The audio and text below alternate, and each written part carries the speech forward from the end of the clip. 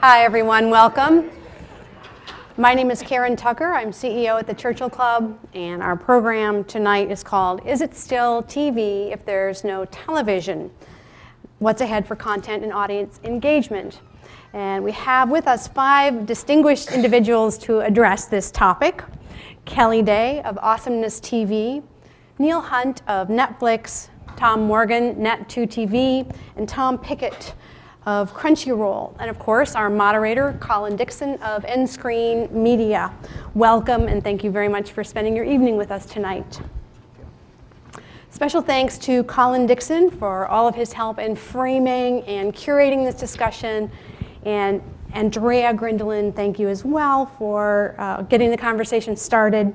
And a huge thank you to Qualcomm for generously opening their doors to us tonight. We really appreciate it. Please help me thank them.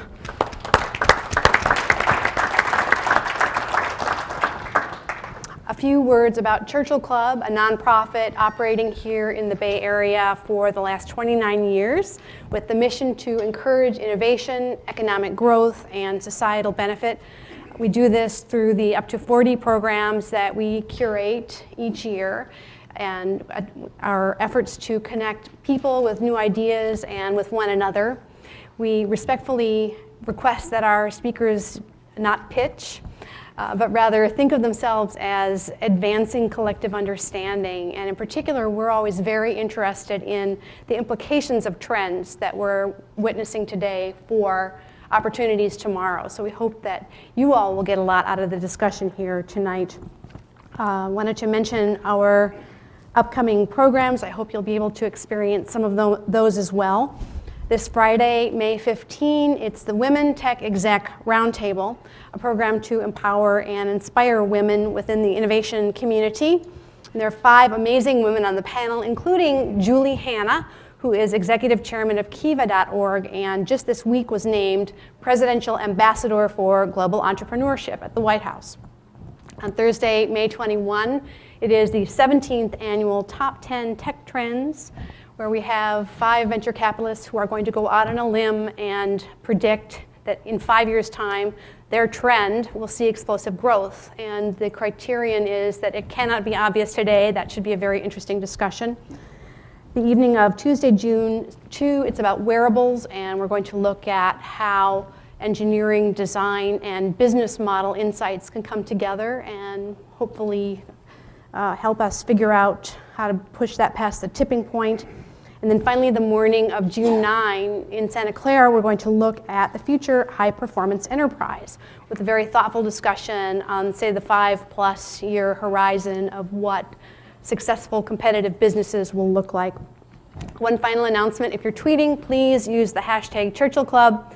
You'll find other Twitter codes in your programs. And with that, let me welcome Colin Dixon.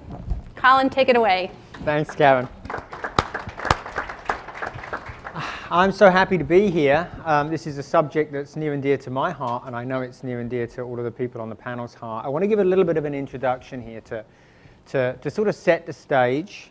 I'm hoping I'm going to see some nodding heads that you're agreeing with some of the things that I'm saying and with the panel says. One of the things I've noticed with my television viewing is that it has changed quite a lot. So the first thing that's changed about it is I think it's fair to say I never watch live television anymore. Never.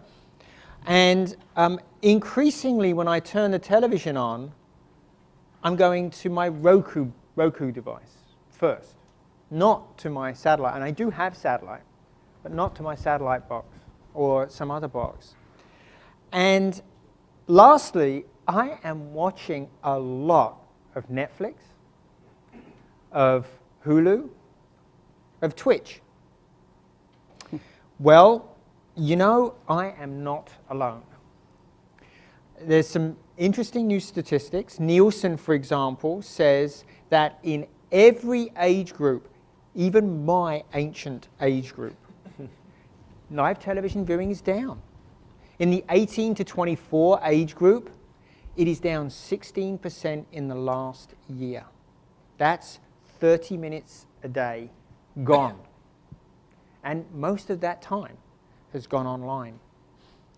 Roku says people are watching for 2 hours a day now through their box. And I checked this number with Neil before. I don't think it's changed much, although the calculations changed a little bit. Last year, Netflix said that they delivered 6.5 billion hours to their global audience. And when I crank the numbers, that works out to about an hour and a half, I think, a day per subscriber. That's not per user, but per subscriber. People now watch video everywhere. I bet you do. I bet you're watching it on planes, trains, and automobiles. I see people watching in line at the supermarket. I see people watching at sports games. They're watching the game that they're watching because they've got a better view on their device than they actually have in the stands. There is no question that something is going on here with this platform. And in fact, we are just beginning to understand what it means to use this new platform for television or for video that is the internet. There are plenty of people trying to figure this out. For example, Jenna Marbles, Smosh, PewDiePie. I had to ask my kids who they were. I know you will have to as well. But they will know them. Jerry Seinfeld, Woody Allen, and Adam Sandler. New brands that you have heard of course. Red Bull, GoPro. These are all media brands now in the online world. And as we'll hear on the panel, this is not just confined to video. The entertainment is not just confined to video. So, we have a great distinguished panel today to talk about how storytelling is being changed by this thing we call the internet. And with that, I want to get right to their comments. So, actually I'm going to ask, I think we'll start with you, Kelly.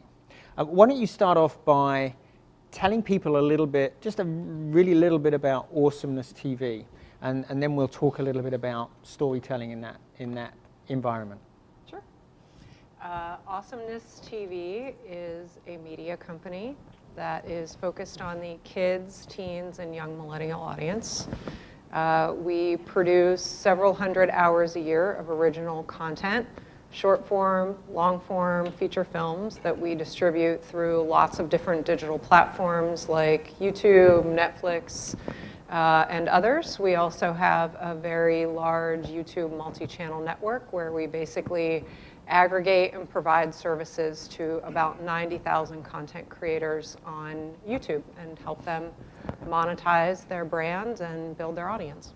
So a multi-channel network is just a group of channels on YouTube that's usually owned by a single provider, right? An MCN is essentially a framework that YouTube developed a couple of years ago to allow third-party companies to come in and essentially provide services to content creators. So the primary role of MCNs is to help content creators build their audience on YouTube, monetize their audience on YouTube, and then in some cases start to distribute their content and build their audiences outside of YouTube. So more and more what started as companies who were focused on building networks on YouTube are now starting to take some of those services and help creators like PewDiePie and Smosh and Jenna Marbles, the folks that you were talking about, and really build their brands everywhere that consumers are watching them. And obviously, mostly they're watching them on digital platforms these days.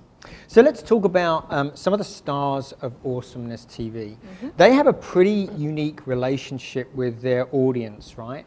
Yes. So I'd love you to talk about that and talk about how important this relationship is to the whole experience that your viewers get from Awesomeness. Well, I think that's certainly one of the fundamental differences between what linear television used to be and what digital viewing is today, which is that a lot of the talent who have built these amazing audiences through platforms like YouTube, but certainly not just YouTube. I mean, many of them now have built audiences through Vine or through Instagram or, you know, lots of different social platforms. Their relationship with their fans from day one is very different than a traditional movie star or a television star. We produced a feature film last year called Expelled, starring a kid named Cameron Dallas. Many of you guys probably have no idea who Cameron Dallas is, but if you have a 15-year-old girl in your house or somewhere in your life, they definitely know who he is. And the relationship between teenage girls and Cam is a very personal one. Now, you know, it's hard to be personal with 4 million fans, but you know, the type of conversations that these kids have through social platforms, it creates this feeling amongst the fans in particular that they have helped created these stars, right? And so Expelled was a big success, #1 on iTunes, and you know, we sold lots of movies. And if you look at, you know, we go back and kind of analyze the data around the social activity. It was one of the most socially buzzed about movies of 2014. And so we looked at kind of the social cloud and what people were saying about the movie. And one of the #1 phrases that came out in the across all the social platforms was "proud of you." And it's this sentiment amongst these teenage girls that, Cameron, we are so proud of you, like we helped you do this, right? And it's a really interesting phenomenon because it's kind of turned the entire movie industry a little bit upside down now, where you know, actors like Cameron, they come to a role or a part in a feature film, and casting directors, they're not just looking and saying, okay, does this kid know how to act and he has the right look and stuff for a part? They're saying, how many Twitter followers does he have? How many Instagram followers does he have? And they're sort of looking at that relationship with the fans.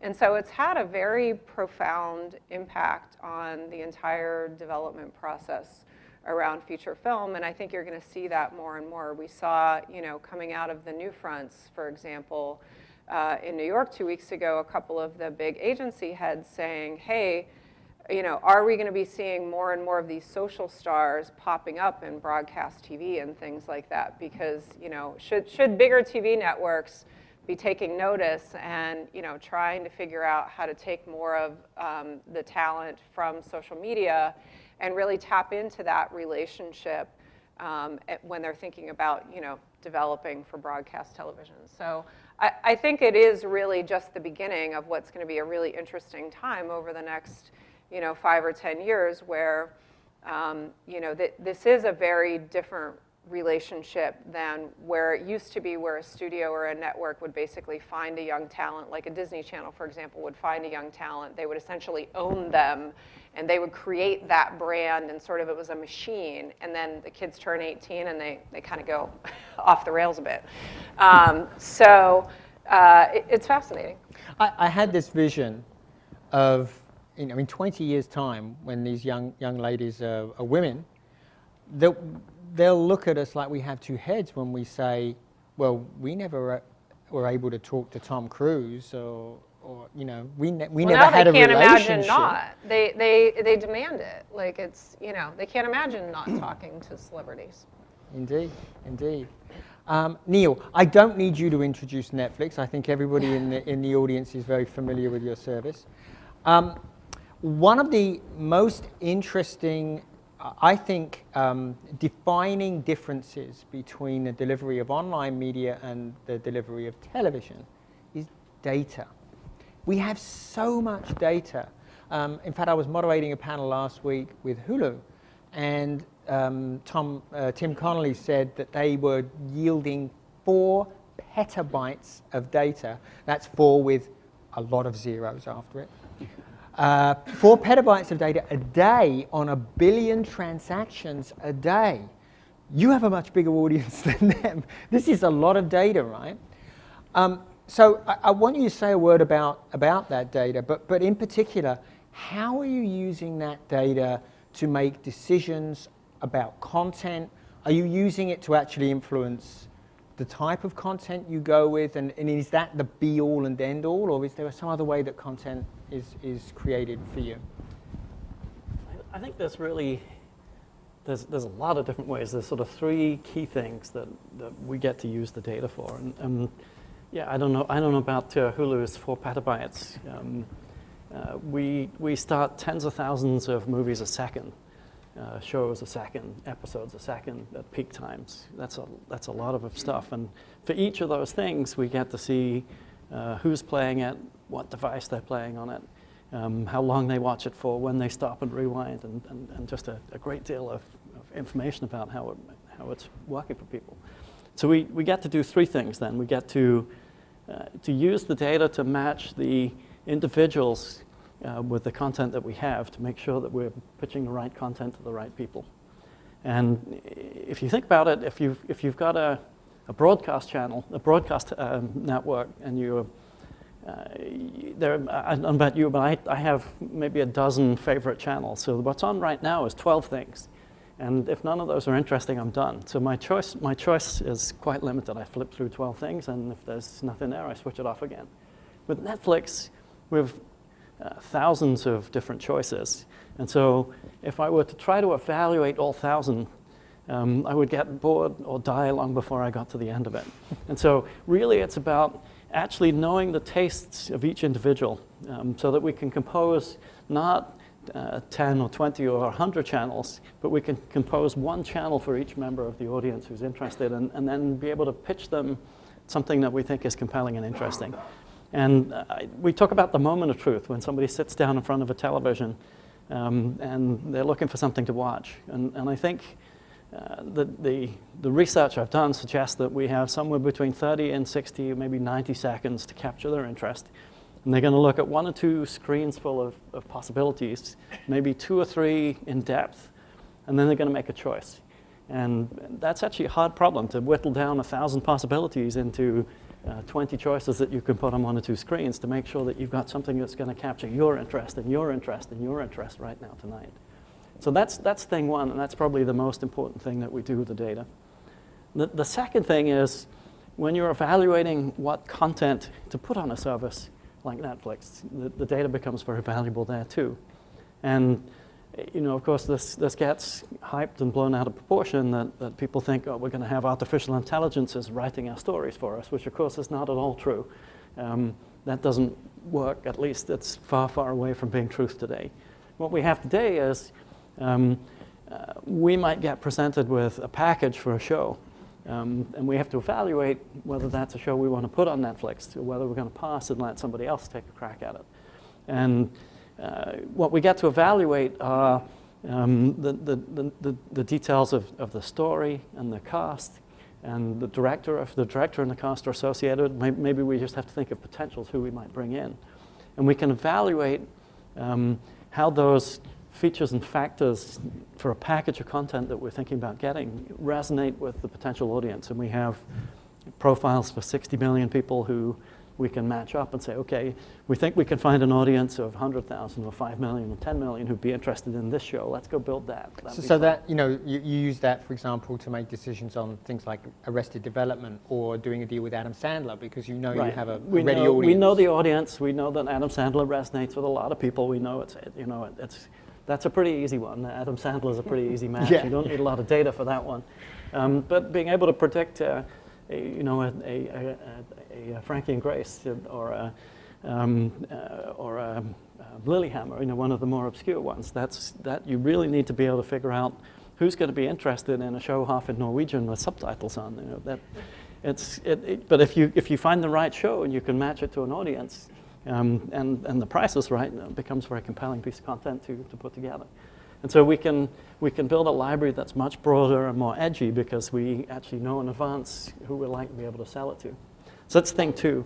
And then thing 3 is that we use the data about our audience behavior to improve the product and the service itself through testing, through A/B testing. And that's somewhat more conventional, but it's still a new thing for this decade. The idea that if I want to know that whether a good case in point here is the work we did on imagery. You know, the studios get to pick one image to be the poster that represents a particular show.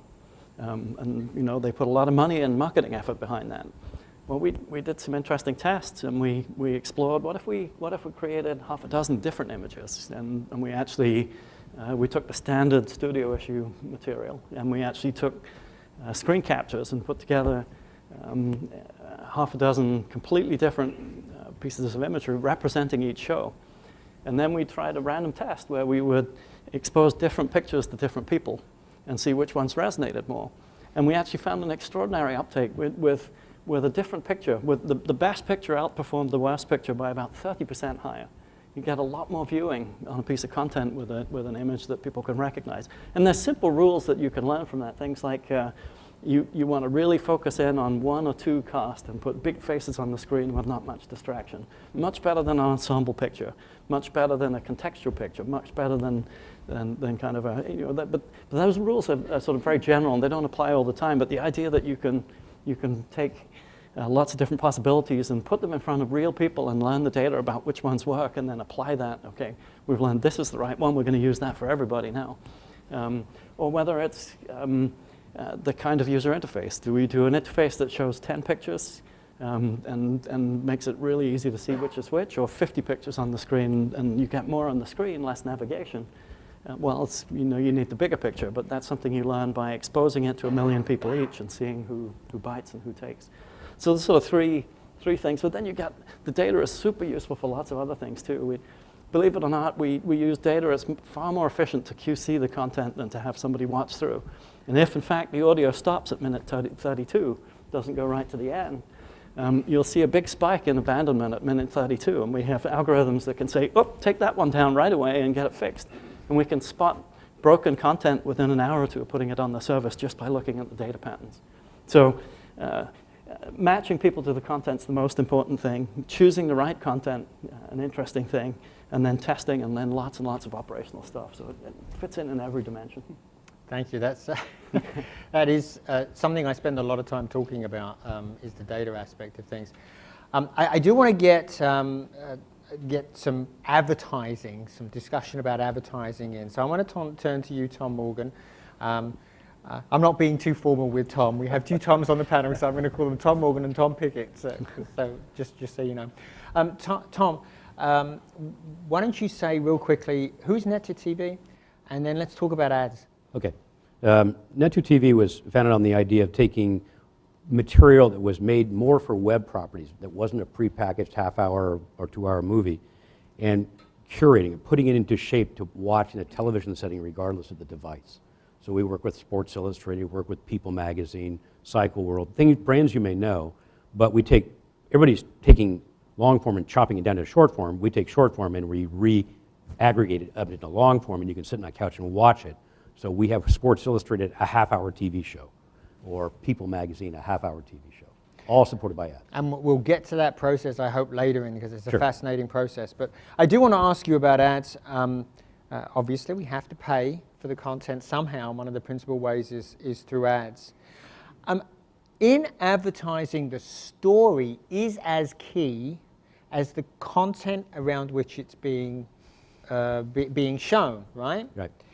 Talk a little bit about some of the changes in the ads. They're not just 30 seconds anymore. They're doing new things. Absolutely. Because of this new platform. Talk a little bit about what those new things are. We talked about the term, and I promised I wouldn't use jargon, but I did learn one thing in college, a term called Pareto optimal, win-win. In this new world, you can build advertising that's actually relevant and engaging. I can prove to you consumers don't hate advertising, they hate abusive advertising or repetitive advertising. So ads in Cosmopolitan magazine that are relevant. A lot of the the multi-channel programs in YouTube look more like how to apply makeup by a manufacturer. There's a lot of that kind of work. You mentioned Red Bull and GoPro. Those are actually brands and the work product comes out, especially GoPro up in San Mateo. A lot of the product comes out of there. So the role of the underwriter, the advertiser, is changing a great deal, and it's not just a 30-second ad anymore. But all clad in a cooking show is relevant and engaging. So you're likely to watch that as much as you are to watch the content or the editorial. So there's a new role, and it's not just two people sitting in a bathtub and you're kind of wondering why they're there 50,000 times a day, or Coca-Cola or whatever. You'll see a lot more what's called endemic advertising that goes along with the programming in topical areas that are of interest.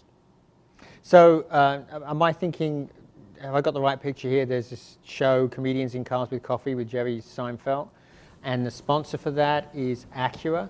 And I love the way advertising has been included, because Jerry makes fun of it, absolutely. Makes it an integral part of the show. Right? Yeah.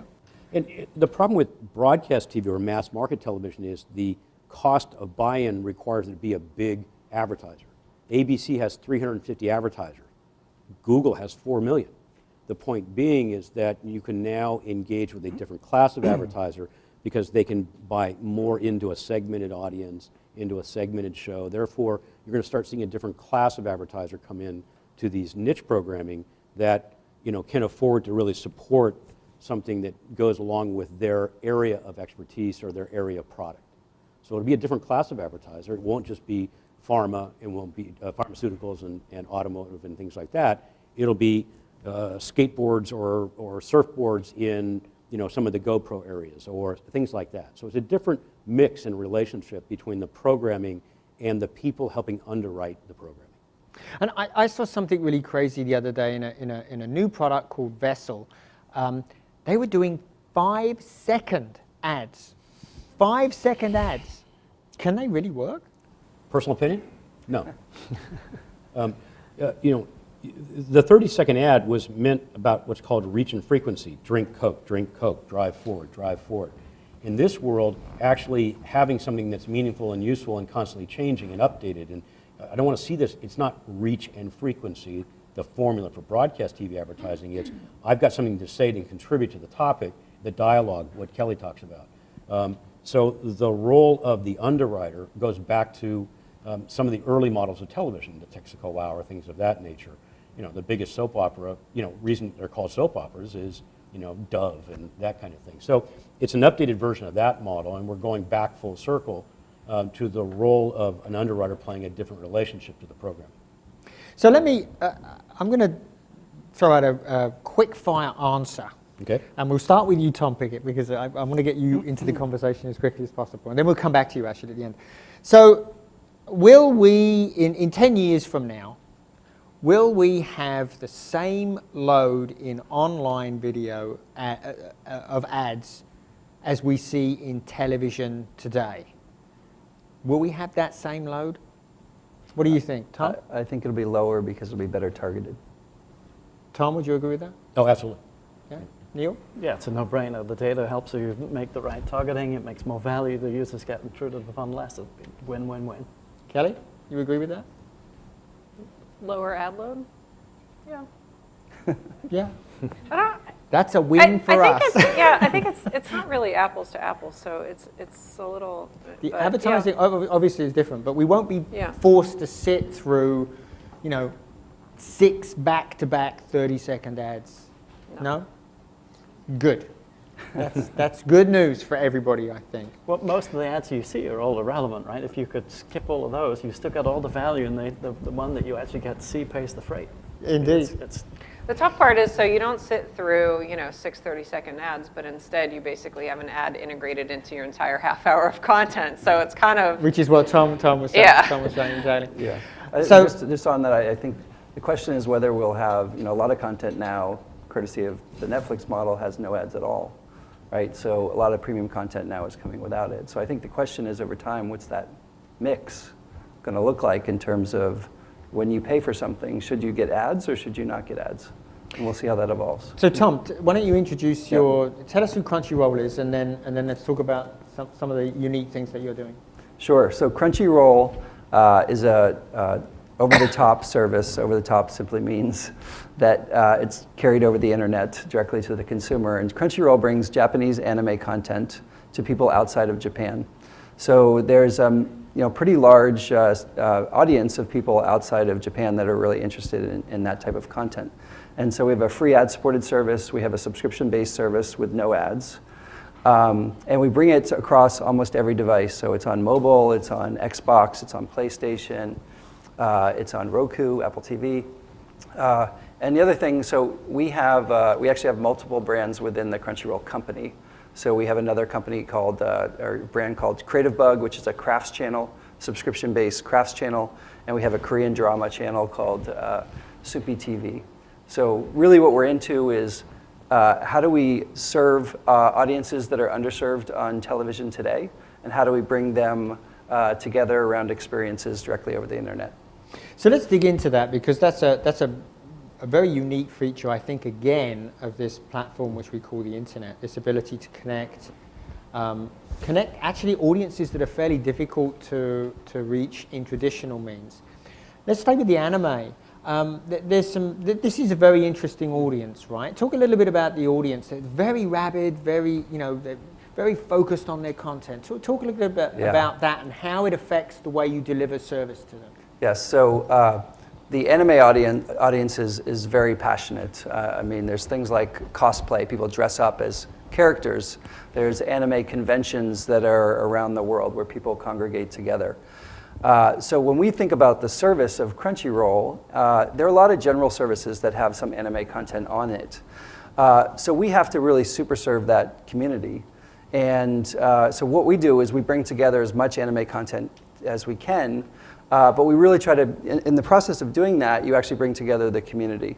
And so we have to find ways that allows that community to interact together. So we have natural mechanisms like comments and forums, but it also extends into the offline world as well, and we have a presence at anime conventions.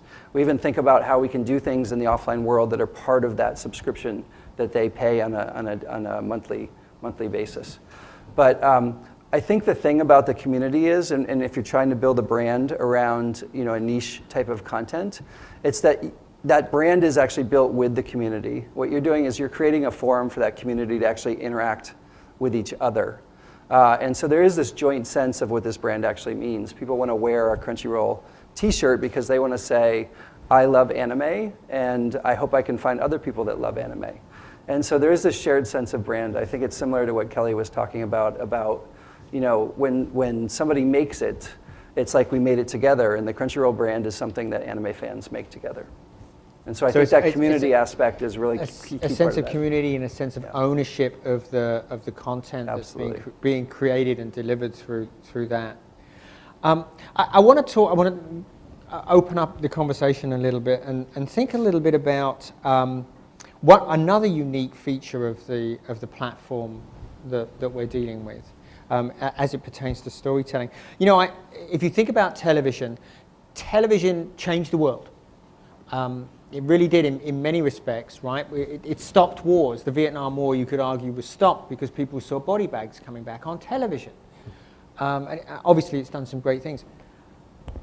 The internet is democratizing the creation and delivery of news in a way that's really pretty unique, right?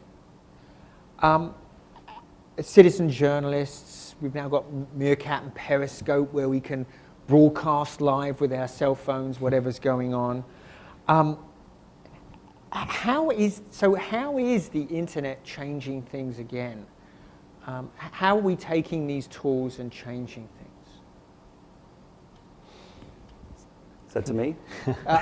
Who wants to go? Who has an opinion? I would say, I don't think you're focusing specifically on news. I think you're talking more generally. Not specifically about news. I would say, the thing that the internet has fundamentally changed is that now anybody can launch a channel, right? It used to be that if you had a channel, you had a scarce asset. Now anybody can produce that. Anybody can produce a channel. YouTube allows anybody to produce a channel and broadcast to the world. So what changes is that now having a channel is not scarce. But what's actually scarce is the ability to actually aggregate an audience. And how do you break out of that clutter there's like infinite competition now that the internet has brought. And so those that are powerful are those kids on AwesomenessTV that have a big, huge following. And the brands that can actually build an audience and have that interface with the audience are now in the power position. So I think that's the fundamental dynamic that has changed with the internet. Tom? Yeah, I started the San Francisco Chronicle's first online division in 1982. And back with TRS-80s, 300 baud modems, and CompuServe online classifieds, and AOL didn't exist back then. And the one thing you could tell was the art of journalism, the craft of journalism was ill-prepared for the new wave of what was coming in front of it, and you could just see it coming. It was because everybody in the news or journalistic or any of the media properties would be, it was I write, you read, or I create, you watch. And that was it. And that was what my craft, the media industry grew up with. Now, if you look at Kelly or any of the social media, it's I write, you read, you respond, I respond back. It's all iterative. It's much more involved, much more engaging. And so the craft of what we know as news and journalism is just learning to adapt to that and fund it and make money out of it, because major newspapers we forecast in 1981 the demise of American newspapers around the turn of the century. It wasn't until about 2005 you started seeing Los Angeles Times go bankrupt and things like that, because they were ill-equipped not only to respond to that, but also fund it, because there was no editorial process. You know, the biggest problem with blogging is you don't know who to believe, you know, because there's no editorial review of what's being said. So the whole craft of the media business has changed radically and still needs to mature. That's a big problem. Kelly, does your audience, do they create content that emulates, amplifies what they're seeing from the stars that they follow? Yeah, a lot of them do. You know, when we first launched Awesomeness, so, you know, there's a lot of MCN, there's not a lot, but there's a handful of MCNs who are out there. Some of them are more focused, like Tastemade focuses on food and Style Hall focuses on beauty and fashion. Some of them are much bigger, like Fullscreen and Maker, that serve sort of broad spectrums of creators. When we first launched, Awesomeness was just a channel. You know, the founders of the company were passionate about creating content, and so they launched a channel and a brand. And then the decision to launch a YouTube network was really born out of the idea that, look, all these kids who are watching Awesomeness, they are likely to create. They are the ones who are the next creators, right? And so it was a Thursday, or it was right before Thanksgiving weekend, the Wednesday before Thanksgiving.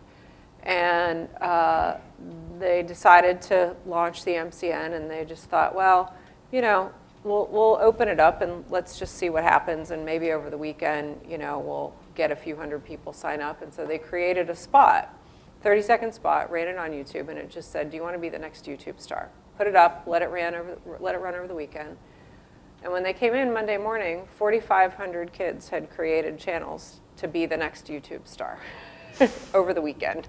And it was like, whoa, like that was a moment, right? Where it's like, wow. So I think, you know, and now there's over 90,000 channels.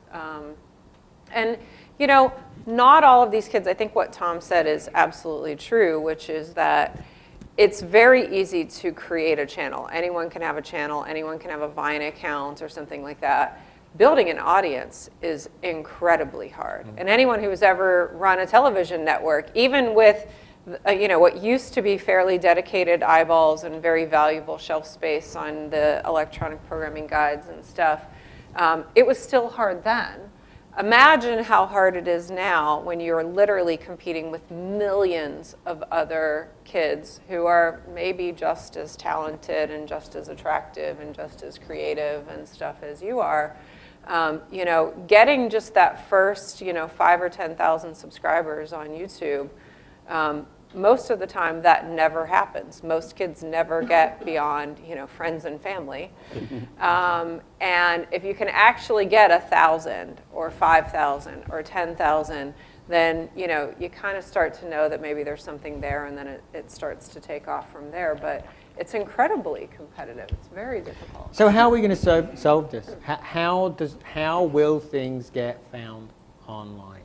I don't know that it's a problem to solve. Yeah. The data will jump in and help to identify who's going to be interested and who's not. I mean, it's not. So you don't think it's a problem?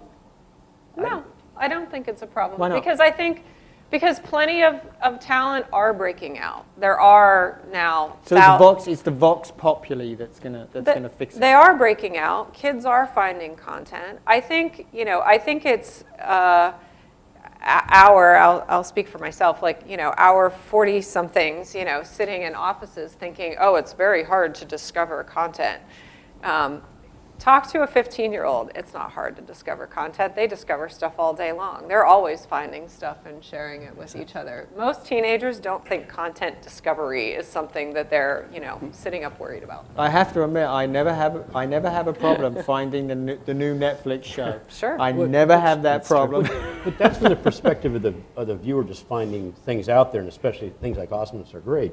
But this is not a millennial audience, I don't think. And most of you, how many own a Roku here? I mean, most kids in Kelly's world don't know what a Roku is. Most people in our generation do, and they use, yeah, right. So, and if you go look at Roku, there's 3,000 apps on Roku, over 3,000 apps. This is the 900-pound gorilla on Roku. They suck more than about 50% of Roku's usage. And if you add Netflix, Hulu Plus, Amazon Prime, and Pandora, 3 television services and a radio service, you're up close to 90% of the usage on something like Roku or any of the other services. So other than the web where the millennials and the phones where the millennials really are, the television devices or smart TVs and the rest are dominated by 4 or 5 big services and some new ones emerging, little ones like HBO, like MLB, things like that. So brand and existence of other places and moving across this new world is the dominant thing. The other 3,000 services on Roku, the Mormon Church is like the 6th or 7th largest application on Roku. I believe it. Yeah. It changes. So how you break through the noise and clutter is a problem from the supplier side, not from the consumer viewer. Awesomeness and people like that are really good at millennial development and brands. I'm a huge fan of Awesomeness. I think they're the best MCM out there by far. And they're learning their craft, and they're very focused on that craft. But out in the other world of connected devices and the rest, it's a much, much different game. Mm-hmm. So, and by the way, another stat, 80% of YouTube usage is outside the United States, according to Jeffrey's report. Yep. So there's a lot of issues about it's a global market. It's a global market. Very much so, and of course, it's one of the things that you're very focused on. And Tom, Yep. You're also you very might want to focused explain on what anime is. I mean, does everybody know what anime is? I want to jump back to your question of how the internet changes things, and please. I want one word for you: binge. And yeah. I want to wind you back a couple of hundred years to the advent of the novel. And Charles Dickens used to write his novels in weekly installments that were delivered in 32 pages of prose and 16 pages of advertising, and they were sold for whatever it was, a penny or two. And 32 pages, of course, is what you get when you fold the broadsheet 3 times and you use both sides of it. And the technology and the cost of the technology led to a publication of a novel in weekly serialized episodic form with advertising inserted every 4th page. And it sounds awfully familiar to people who watch television in the last decade. And we're freed from those shackles now. And storytelling can be told like chapters of a book, 2 pages long, 200 pages long. And you can make the arc of the story as long and complicated and interesting as you want to make it. The storytelling is really unlocked.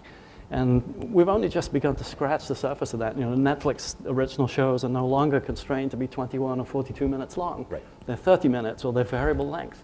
But we haven't gone far down that path yet. But the future, when we're able to tell stories the way they should be told and not fit into a 1-hour block with 20 minutes of advertising, that's a huge, huge deal. So I think that's one of the major things that internet over-the-top delivery has brought for us. Yeah. And of course, you're completely unshackled by time, right? Whatever length is good. And right? we make content as short as 2 minutes to 90-minute feature films and everything in between.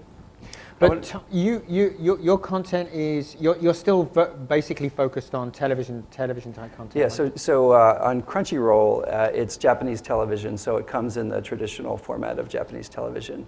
On Creative Bug, we do 100% original production in-house for crafts, and so that is totally unconstrained. But I think now we have this, the internet label, we don't have to there's not a certain length of content that matters. But I do think that, I think each medium actually does optimize for different types of content. And so if you're producing for YouTube, there's a certain type of content and a certain length of content that tends to resonate on that medium. And what's interesting is that if you go to Vine, it's like, a different constraint, and you have a different set of creators and a different set of storytelling that emerges there. If you go to Snapchat, that'll likely be different. So I think, each of these different mediums has their own, different set of constraints or optimization. Formats and strengths. And I think, on a lot of those free services, what has been optimized for is a lot of production at relatively low cost. And that's what really emerges. If you think about the top stars on YouTube, it's low cost, high volume. So I think we're just at the beginning from the premium content side. Like Netflix is opening the door for new shows, and they don't have to adhere to certain constraints. But I think as we think about these new OTT services that are coming as well, because they bring a different economic model, they actually bring economics with them that you can actually try to experiment more with premium content. And I think we haven't seen that yet, and I think we're right at the beginning. Right. One of the things I do want to get in real quick before we get to the end, it seems to me that the internet actually is doing a very remarkable thing in that it's becoming the new quality conduit for video. Before, if you wanted good TV, you got cable or you got satellite. But now, if you want to watch the new Ultra HD videos, you can't get those on cable and satellite, but you can get them online. So is the internet even surpassing television on television's own terms?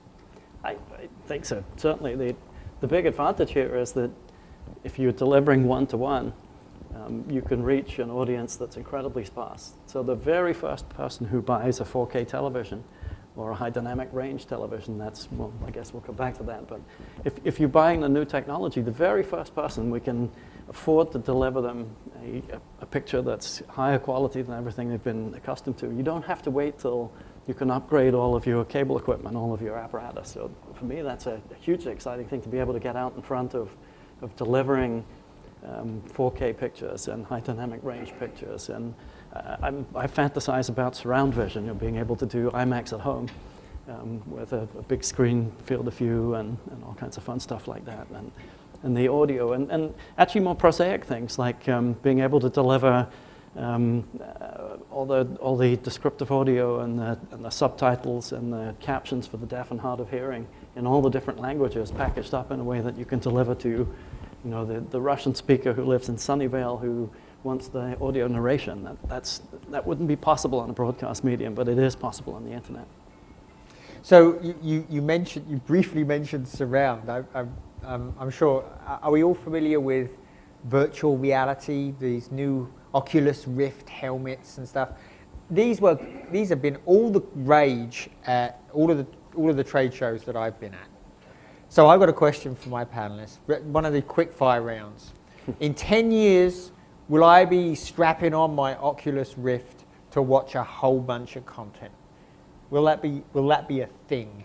So who wants to go first? I think the hardware has to evolve dramatically.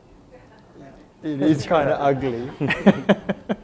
Neil, what do you think? I put a lot of trust in the fact that the entertainment audience is pretty passive and lean back and not much interaction. If one button click and you lose 10%, that's the paradigm we work under.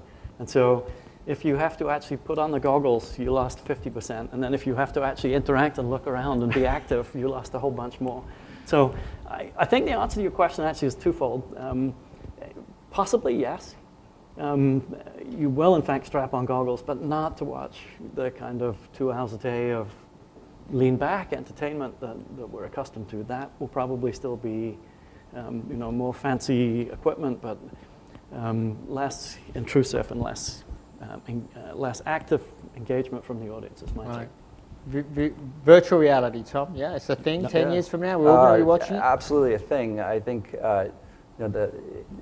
it'll be some portion of your viewing that'll be highly immersive, and I think the hardware definitely needs to, change. But I think that there is a world where it's just also a lot of other more passive consumption that will exist. Tom Morgan, what do you think? No chance. No chance. I think my definition of television is I want the consumer picking up their glass of beer or a glass of wine more often than their technology. So, yes, I agree with that. It's sitting on a couch, it's being entertained. You're tired, you've worked hard, now entertain me, inform me, engage me. That's my definition of what this is. 20 years ago, you wouldn't have imagined that people would game with a game console. No, I agree. That took a share of time. It just didn't take. Absolutely. Yeah. Right. Totally. So Totally that's agree. where I'm. So, yeah. but that part about I'm a huge fan of television. And I also believe the era of golden age of television is in front of us, not behind us. So I think as we, what we do for programming and how we involve social, some of the visions that are out there are really exciting. I just wish they'd come earlier in my career versus later in my career, because what's out over the next 10 to 20 years is really intriguing. So I got to tell you, Tom once tried to launch a service called Geezer TV. Old Guys Network. Old Guys Network. So that's where the B is coming from, right there. Absolutely true. Not a problem. You have a branding problem with that. OGN, Old Guys Network. That's what it was. My guess is he's not on Twitch like you are. Right, exactly. No, I do. Tom, I want to talk to you. So at least I got that. One of the platforms that I suspect is probably very big for you is a game console, Yes. right? Yes. That's part and parcel of your key audience. I'm very interested in how gaming is so close to traditional movie entertainment. It's pretty scary sometimes. By that I mean if there's somebody who's really good at playing a game, watching them play, watching what they're doing in the game can be just as entertaining as a movie. I didn't believe it until my daughter said, "You got to watch this guy play." It was absolutely awesome. So I want to talk about the game console for a second and how if that is having an impact on, and how much of an impact. So I think gaming in general, like you said, has had a lot of impact, and there's even this idea of machinima, where people actually produce content based on characters that are in video games. So that's just one whole other dimension. But for Crunchyroll, it just so happens that a lot of anime fans have a high affinity for gaming as well, and so they are really into their Xbox and their PlayStation. And so for us, we get about 30% of our viewing comes from the living room devices, and most of that is between Xbox and PlayStation. So it's quite interesting because it's a lot different than I'm sure Netflix's pattern is or Hulu's pattern is. The game consoles are really a big driver for us. And what we find that it's important to be on every device that consumers want to be on, and it's a great place to actually acquire new customers every time you're getting to one of those different touch points. But for us, for sure, given our audience, the gaming consoles are paramount. Actually, we're probably even bigger on gaming consoles than 30%, or on television devices in general. Television. So television still really matters, right? The big screen is how people want to engage.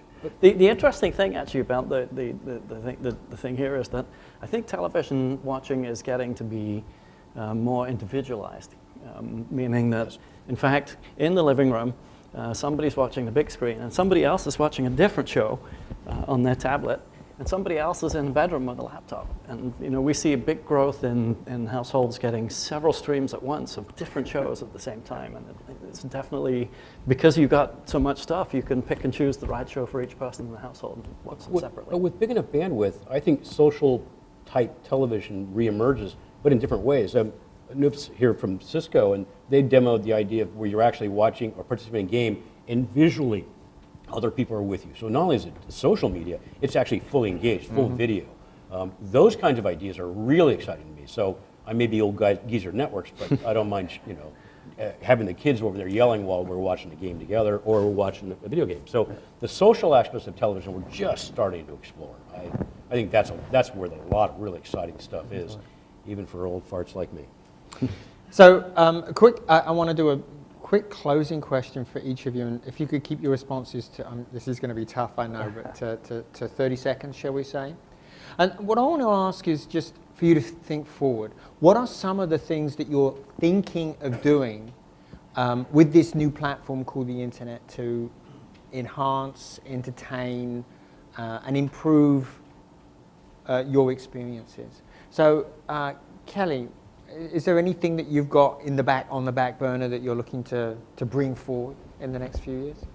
I mean, I think for us, the focus right now is really ramping up the amount of content that we're delivering to consumers. We really believe that, you know, a lot of people think that teenagers don't watch movies anymore.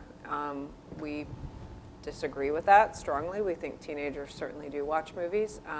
Strangely, while I agree that certain platforms are sort of optimized for certain lengths, teenagers are a weird animal, and they actually will watch an entire movie on their iPhone, which I wouldn't do that. I would prefer to do it on my 65-inch TV, but a 14-year-old's perfectly happy watching a full-length movie on a phone. So for us, it's really about you know, delivering a lot more content to that audience, sort of outside of what people normally think they might want. And very much optimized for a small screen. Neil? Our big focus is on getting to be a global platform. And so I want to take Orange is the New Black to Taiwan. And I want to take Marseille, a piece of French content that we're commissioning as an original in France, worldwide, bring it back to the US and take it everywhere else. And because you can build now a platform that reaches the whole world, you can democratize not just within a country, but you can really reach out and find the internationally produced content that has a niche but worldwide appeal and make that come to life. And previously, if you were a filmmaker in France or in Asia, your access to markets outside your home country was kind of limited, and that's about to change. And I'm kind of excited to have the opportunity to make that happen and to be able to find the audience for the Japanese anime, the Korean soaps, the French drama, the German comedy, whatever it is, and reach out and make that real for them. And I talked to some of your partners in Scandinavia, TV2, for example, Yes. in Denmark. Very happy about the deal that they just did. Hammer, yeah, loved it. Yeah. Tom Morgan. Programming to a network of one. The idea that I can actually have programming that has a pretty good idea what I'm interested in and can keep me engaged. The clutter, the annoyance of having to search all this stuff versus really honing in on, without the privacy issues and things like that, understanding what I'm interested in, taking binge viewing and really personalizing it. And Tom Pickett? So for Crunchyroll, the idea is really to expand much more aggressively internationally, and that takes a lot of investment. But I think more broadly, if you think about all these new OTT services, it's like every week or every couple weeks you hear about another service that's launching. And they have a lot of challenges, and how do you break out the clutter? Like the new clutter is going to be all of these new OTT services. And so we're working through some things in that space, and we've got a lot of plans ahead of us. I can't really talk about all of them, though. You're with friends. It's okay. So now it is your turn. I have asked enough questions, so I would love to hear your questions for my panelists. What do you think? We have a question down here. We have two actually, but we have one back there first. Yes, sir. Yeah, my name is Deepak. So I have a question to the title of the panel, which is storytelling, right? So is there something that's fundamentally changed in the way scripts are being written? Are people that write scripts for these shows, are they already contemplating inviting the crowd, the audience, into variations of the theme or into follow-on episodes? If you could shed some light or share some examples, that'd be awesome.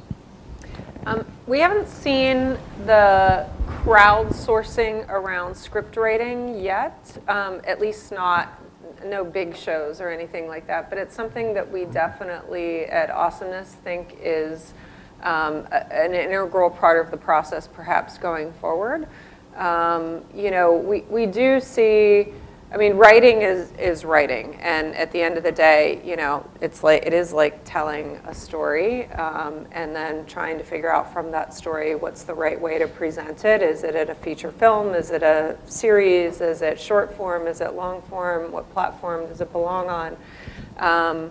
But certainly, writers are definitely thinking about the fact that it isn't going to TV anymore, or it isn't going to be seen in a theater. They are thinking about second screen experiences, and so, you know, we are seeing more and more technology where your mobile app will literally interact, like through maybe a Shazam type technology where it's like listening to the TV and then giving you content on your mobile experience. And I think more and more of that is becoming, it's early, but we are seeing interesting ideas come as part of the writing process there. I would sort of take that in a different direction. That I think if a story is going to be authentic, it has to have an integrity, which I think resists kind of following sort of interactive audience input, at least for the kind of stuff we're dealing with. In fact, I see things going in the opposite direction, that since we don't have a channel with a prime slot to fill, we don't have to hedge our bets on whether there's going to be a piece of interesting content or not. We can afford to commission 1 or 2 seasons at a time instead of doing a pilot. And so that's actually about giving the storyteller, the showrunner, the director, more freedom to say, go do your best work. And so we don't try to use the audience or the data to steer the story mid-course. We'll use the data to pick, this is a package we want to bet on. And we may use the data at the other end to help inform minor choices, you know, which supporting actor would fit in this role. But that's data that the director has to take into account. You know, if the actor the data says is a good one does not have the right chemistry, then you've lost the story and it's a game over. And if the director makes the right choice, then that's the winning solution and that's going to work. And so I think actually it sort of unlocks the creativity for the director to go do a really interesting work in a less constrained way. Next question.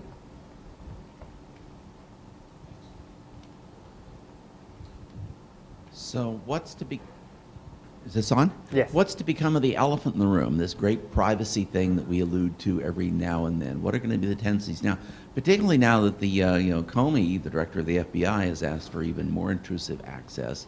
He would like to see backdoors and all these things, thank you very much, and pipes back to the government data centers. And so what's going to become of this elephant? Think it's going to disappear, or is it come and stomp us all?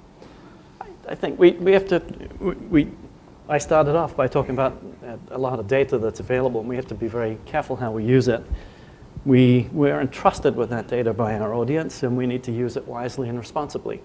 I think the key for me is that one of the reasons we've chosen not to engage with advertising is that it gives us a completely level platform. We're not using your data to sell either that data to advertisers or to buy advertising to give to you. We're using the data just to give you a better experience. And I think that becomes more justifiable, more reasonable. At the same time, we live in a world where actually your video viewership data is protected more strongly than your medical data. The VPPA is actually a pretty severe act that limits the way that data can get used or disclosed or revealed to anyone, and Hulu has been sued over this, so it's not just idle.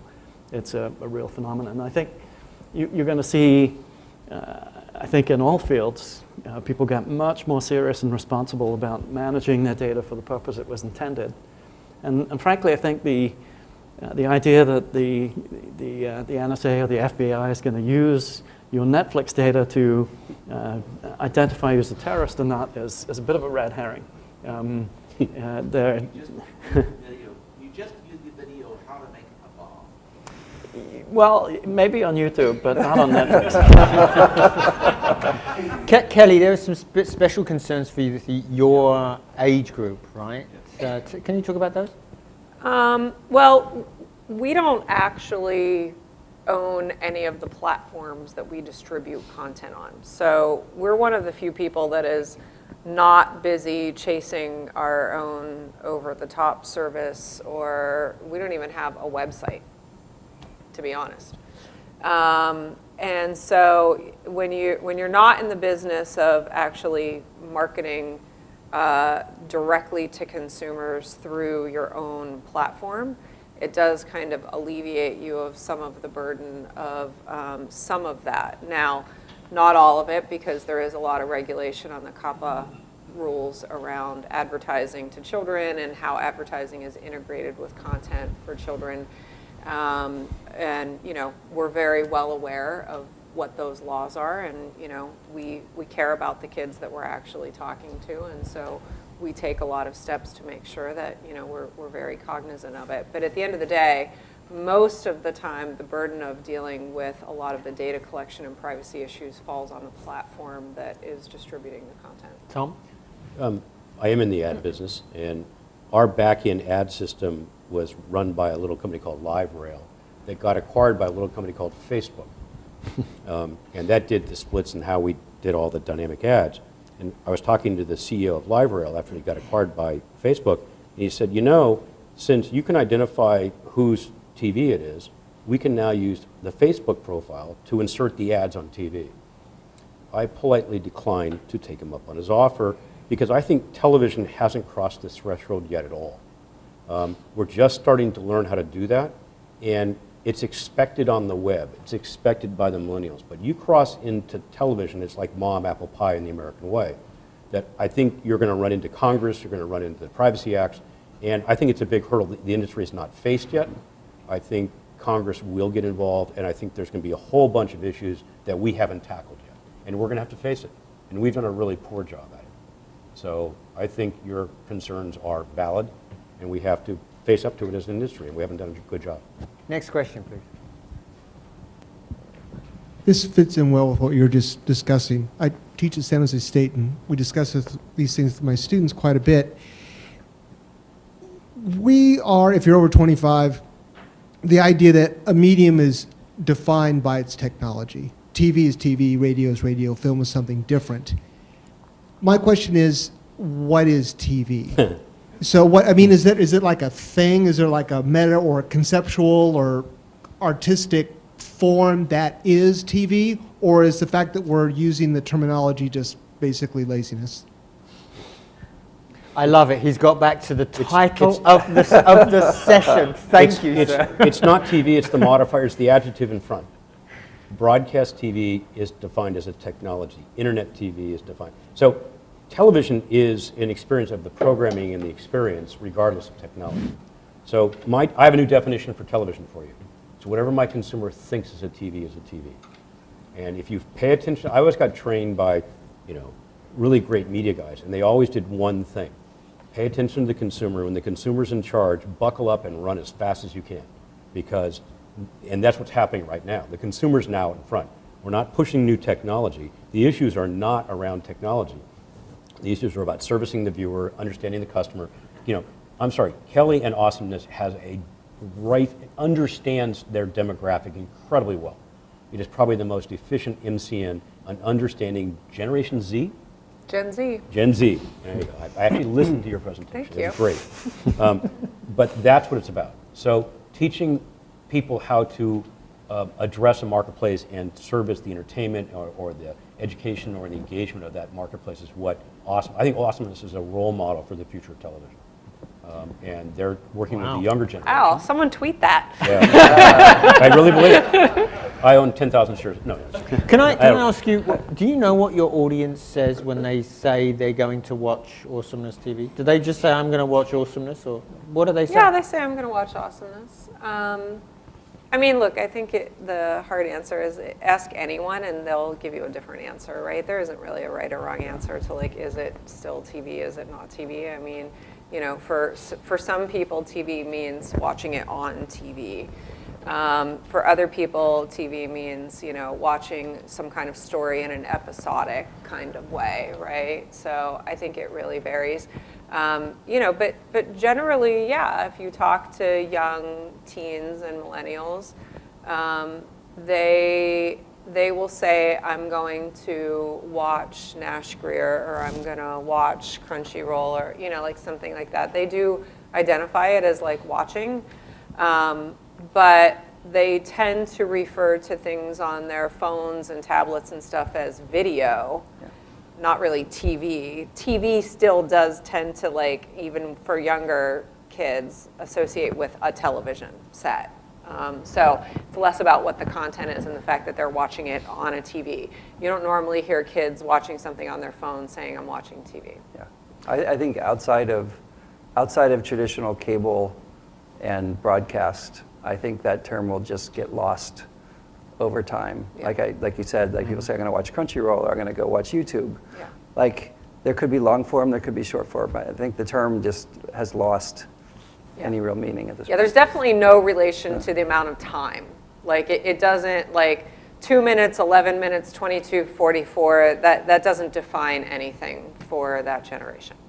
So radio was a physical thing that people had in their house, right? Television was a physical thing that they had in their house. This medium is quite different because it's on everything. I think that chasm that we crossed when we started calling it radio and we started calling it TV, it's not there anymore because it's on everything. So I don't know what it becomes. I don't know what we end up calling it. But anyway, good question. Next question. Who's got the microphone? So for the, let's talk about the experience that was previously known as TV, or irrespective of how you actually consume that content. It's still a business and everyone still needs to make money. If you are the storyteller, if you create the story, if you want integrity in, if you create the content, and if you basically publish or put that content out there, you want to make money. We've talked about the advertising, which is one of the streams, obviously Netflix with a subscription stream.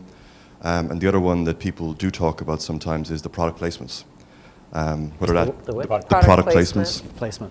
And the product placements, and whether that sometimes interferes with the integrity of the story, whether seeing a car in there is too blatant.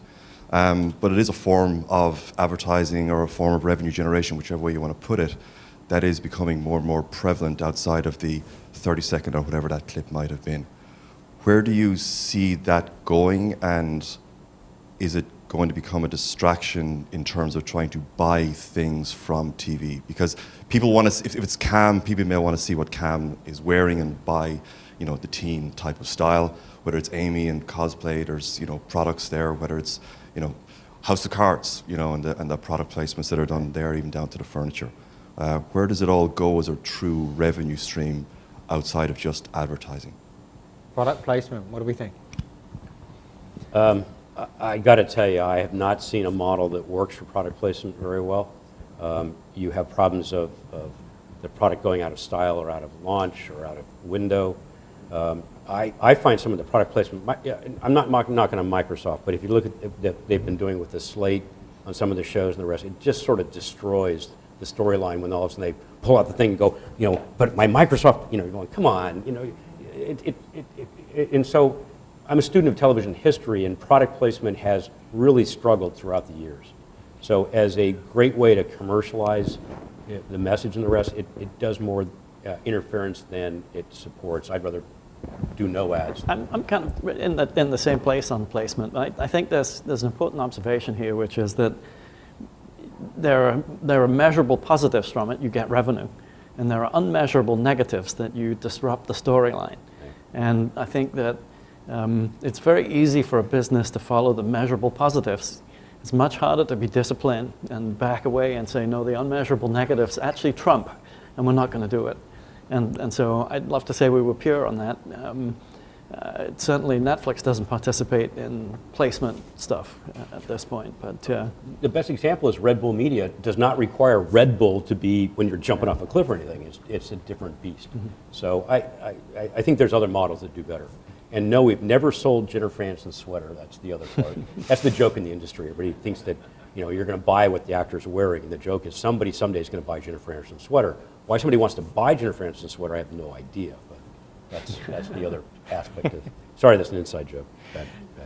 Next question, please.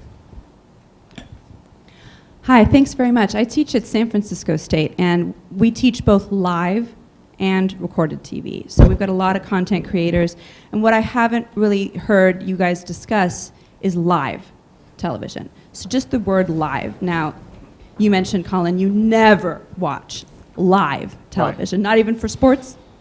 Not even, I'm ashamed to say, I record You tape the games? I record the 49ers games and watch them, start watching about 2 hours in, so I don't have to watch the ads. And then do the social media blackout so you don't know what the score Yeah. I go work in the garden, headphones on, completely gone, yes.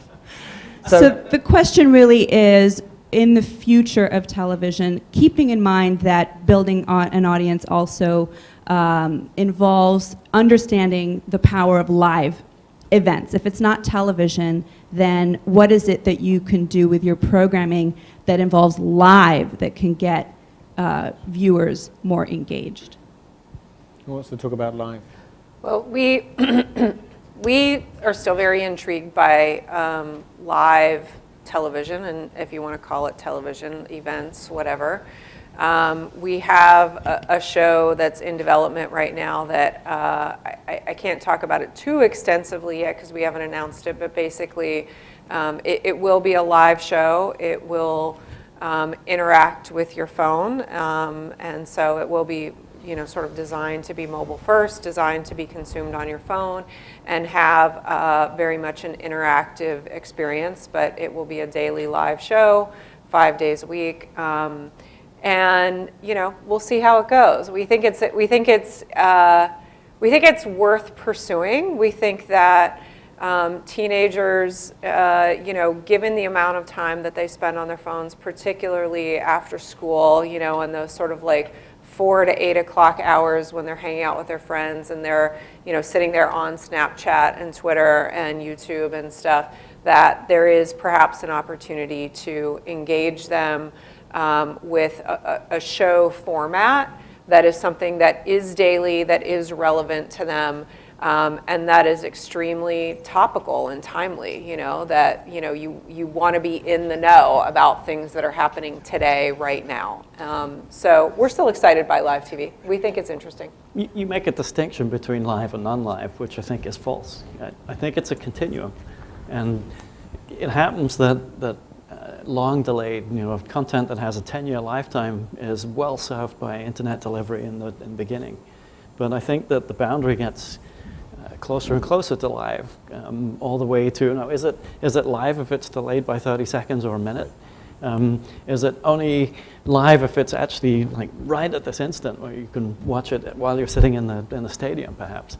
And certain content, sports and news is closer to live, and entertainment is much further away. But I think that the internet is going to keep crawling up that curve until all the live stuff too is delivered that way.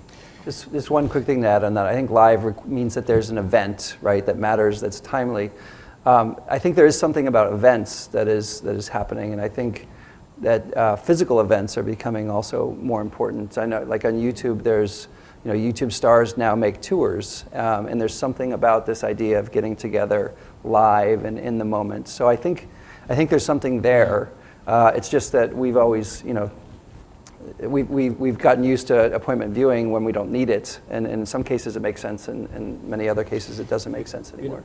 There's no question that live is undergoing, I think, a renaissance online, and reinventing itself. A great example is Huffington Post Live. So Roy Sekoff, who created that service, talks very eloquently about why live is so important.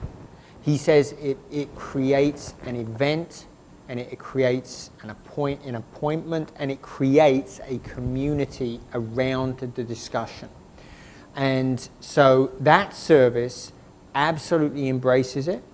They encourage, not only do they embrace it, they encourage people watching to post videos which could potentially be included with the show as they are discussing it. So there is a, you know, they're doing 8 hours a day, 5 days a week now with a regular schedule, and they are pulling audiences that are the same size as CNN and MSNBC. So this is obviously something that is working pretty darn well. So actually, talk to me afterwards. I can point you at a resource for that. Just one more. The whole Twitch service is basically live. Goodness. We didn't right? even talk and so about it. if you think live is dead, think again, because like No, it's not. Twitch is all about live, and it's all about that community. It's all about watching somebody do something in the moment. So there's definitely something there. It's just different forms than it used to be. Twitch users watch on average 106 minutes a day with that service. They're using it like television. When something happens, they engage. When something's not, it just becomes background noise. So this is something very, very key about live. Next question. So, you know, as consumers, you know, the video internet has already kind of given us so much. Everything's kind of on demand. You know, everything is HD streaming, but we also know that you know, CPU and bandwidth is going to keep exponentiating. So, as consumers, I mean, what is that? What can we expect? I mean, like, there's only so much you can watch all at once. So is your question more about, do we have enough bandwidth? Or No, I'm just wondering what are we going to get with all of that? Those amazing, you know, exponential increases in CPU and other than esoteric things like cinema quality color, but you know, maybe 3D. But other than that, I mean, what are you gonna get out of that? What else can we do, Neil? It sounds like a question. According to Nielsen, the average consumer watches about 15 television channels out of about 500. That means 93% of the things they subscribe to, they don't watch. So the efficiency of the American television bundle is really bad. But you're going to see things that are really interesting, like sports. You know, everybody that subscribes to cable or satellite pays $5.80 a month for ESPN, yet 80% of the people don't watch it. So the sports tax is a big deal. You've written a lot about it, Colin, and you and Will. So I think what you're going to see is not an unbundling and this a la carte future of thousands of channels and you get it, but a rebundling. I worked for Virgin, the holding company in London for a while, looking at trying to build a television service around people that flew Virgin America Airlines. They're 71% carry passports. They're first and second generation expatriates where Premier League and cricket were more important than NFL.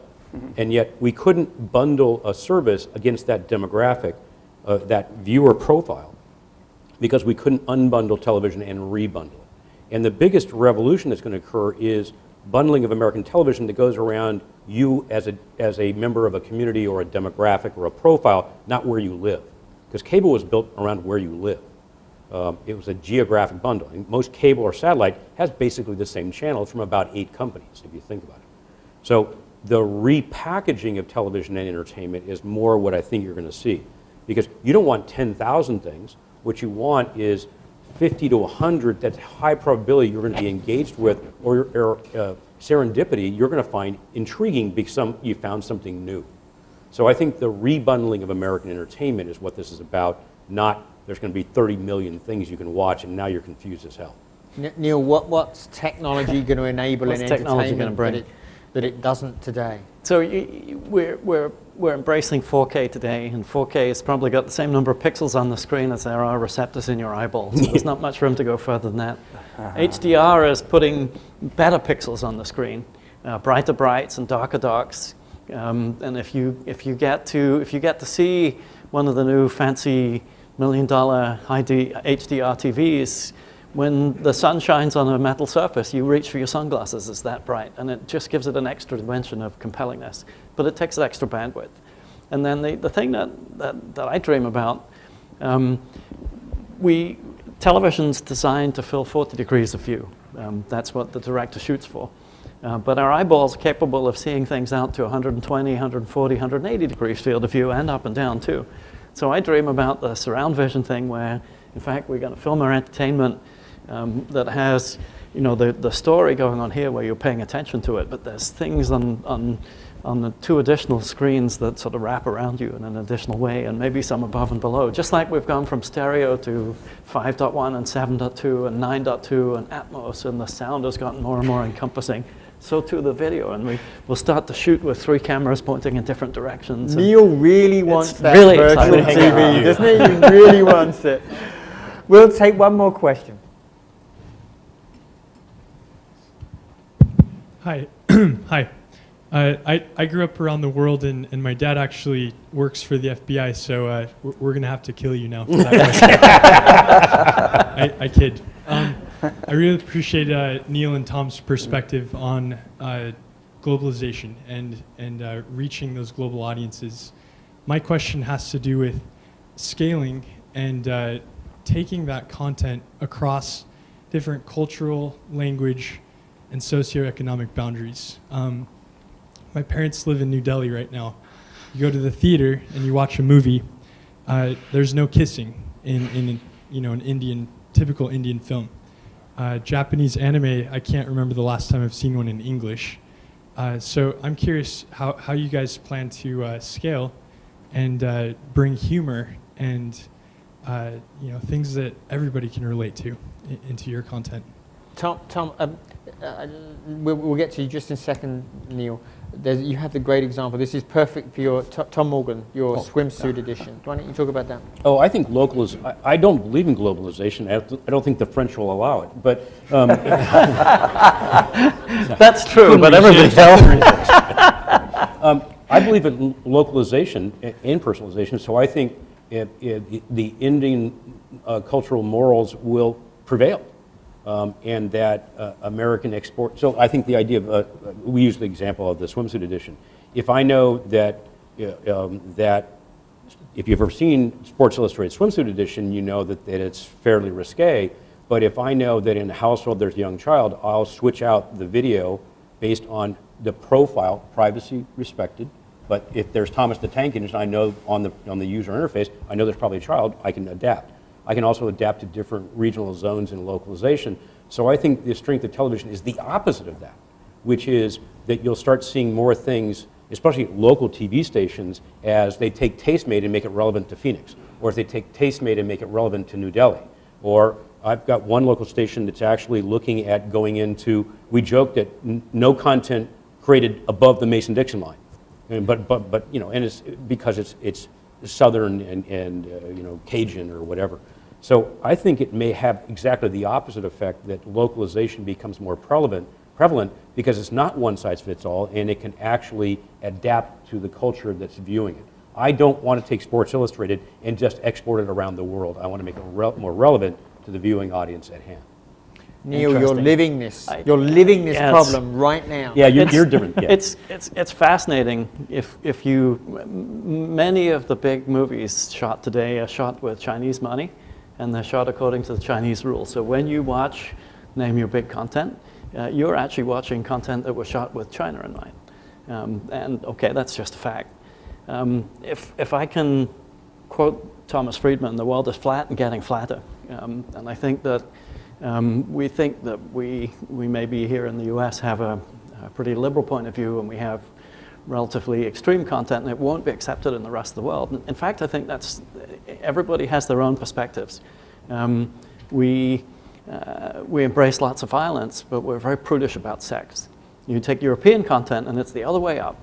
And I think what will happen here is that directors will shoot content that reaches a distributed audience, and some of it will be violent and will have a home in the US, and some of it will be more sexy and will have a home in Europe, and gradually the mores will change to the point where you pick your rating level, you personally, and you might in fact find that you enjoy European style stuff much more, or Middle Eastern style, or Chinese style, and we just like to make that all available. If you're going to engage with anime, then hey, you're going to embrace the cultural ethos that goes around that, and we'll be able to deliver that to you, but anywhere in the world.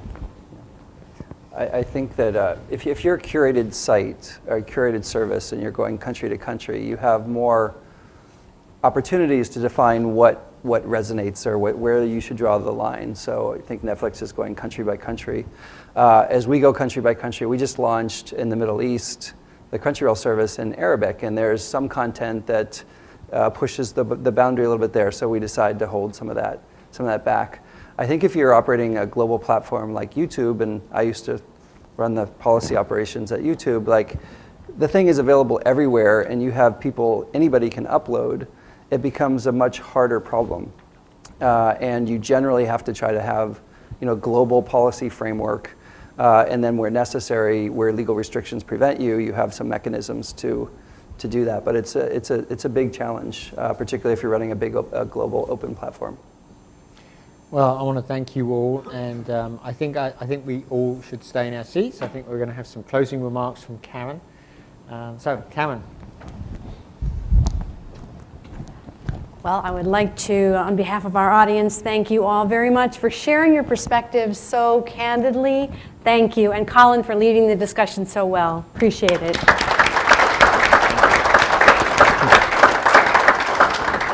And as a very special yet humble thank you gift, we have the Churchill Club speaker T-shirt. Please wear that in very good health. A recording of this presentation will be available on our YouTube channel, hopefully Monday, early next week for sure. And most of our videos are available there for viewing as well. So we hope that you find that a helpful resource. And you have been a wonderful audience. Thank you so much, and see you next time. Good night.